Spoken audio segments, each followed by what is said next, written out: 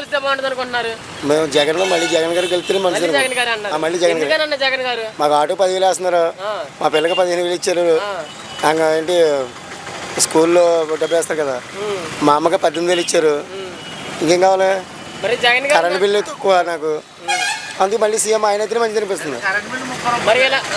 పథకాలు పెట్టడం మంచిదే అంటారా? మంచిదే. మరి గత ప్రభుత్వంలో మనకి ఏమి ఇచ్చారండి? అప్పుడైనా మనకైనా రూపాయి ఇచ్చారు, కానీ సైకిల్ కూడా ఇవ్వలేదు నాకు. సైకిల్ ప్యాచ్ కూడా డబ్బులు ఇవ్వలేదు. మరి ఇప్పుడు 5 సంవత్సరాల నుంచి ఇప్పుడు దాకా నేను చంద్రబాబు ప్రభుత్వం ఎన్నో కేసులు కట్టిన ఎన్నో కేసులు కట్టిన ఇప్పుడు దాకా ఒక కేసు రాయలేదు నాకు. ఈ ప్రభుత్వం ఒక కేసు కూడా నాకు రాయలేదు. ఆటో వాళ్ళకి డబ్బులు అవసరమా? వాళ్ళు రోజుకి 600-700 సంపాదించుకుంటారు. మళ్ళీ 10,000 ఇస్తున్నారు, ఎందుకు అవసరం?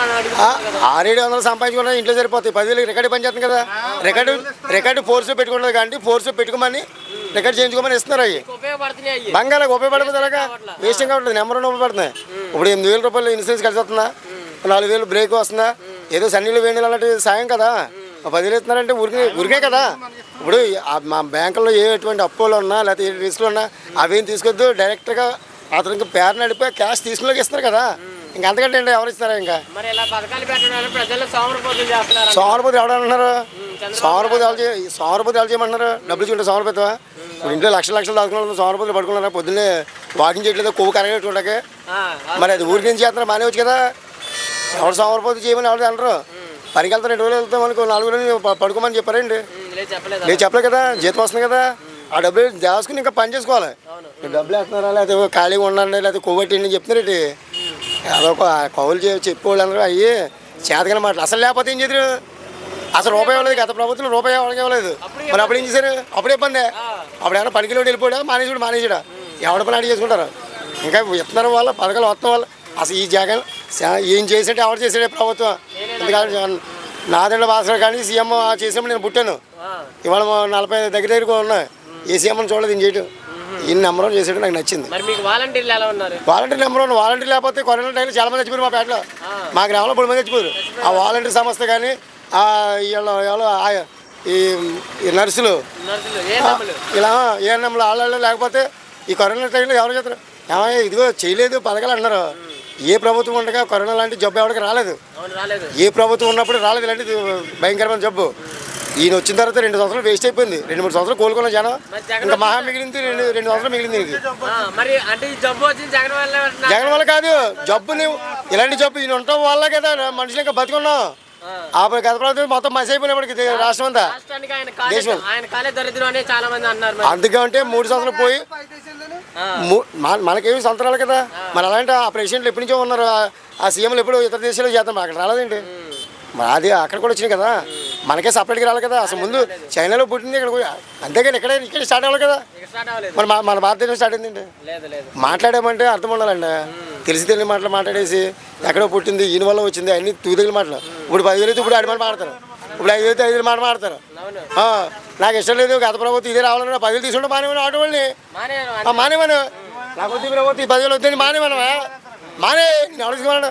ఇప్పుడు మందు తాగొద్దని మానేమన్నారు. సేకు వచ్చి తాడిచి నాకు మందు కావాలని పెడితే ఏదో మందు నేను ఎవరు తాగమన్నాడు? మానే. ఎమ్మెల్యే నెంబర్ ఉన్నాయా? అవి వైఎస్ఆర్సీపీ. ఇక్కడ ఎమ్మెల్యే కాకపోయినా ఎక్కడైనా సరే మాకు ప్రభుత్వం మట్టుకు జగన్మోహన్ రెడ్డి గారిదే కావాలి. ఆయన ప్రభుత్వం బాగుంది మాకు. జగన్ గారి పరిపాలన ఎలా ఉంది? పర్లేదు, లైన్ అవుతుంది. కొంతమందికి కొంచెం వేస్ట్ కార్డులు అందరినీ కూడా కవర్ చేసేది. ఇప్పుడు మరి జగన్ గారు కొన్ని సంక్షేమ పథకాలు పెట్టారు కదా, అవి అందరికీ అందవు కదా.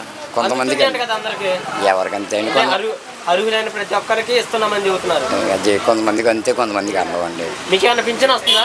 నా పింఛన్ ఎప్పుడో వస్తుంది.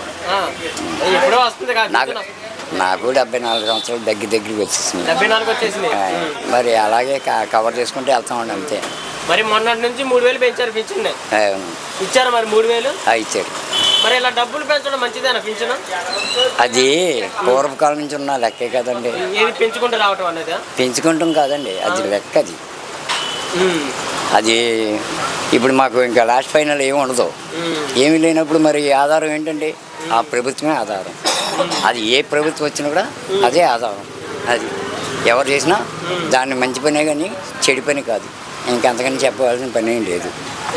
వారంటీలు ఎలా చేస్తున్నారు పని? వారంటీలు పర్లేదు, నెంబర్ 1.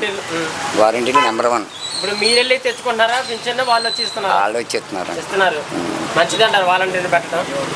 అది ఇదివరకంటే కార్యకర్తలు అయి ఉండేవారు అండి. దాని మీద కొంతమంది ఏమో హెల్ప్ చేసేవాళ్ళు ఉండేవారు, కొంతమంది హెల్ప్ చేయలేని వాళ్ళు ఉండేవారు. ఆ సందు ఇరుగ్గా ఉండి అనుమానాలతో ఆఫ్ చేసేవారు. అది ఇది అని మనసులో పెట్టుకునేవారు.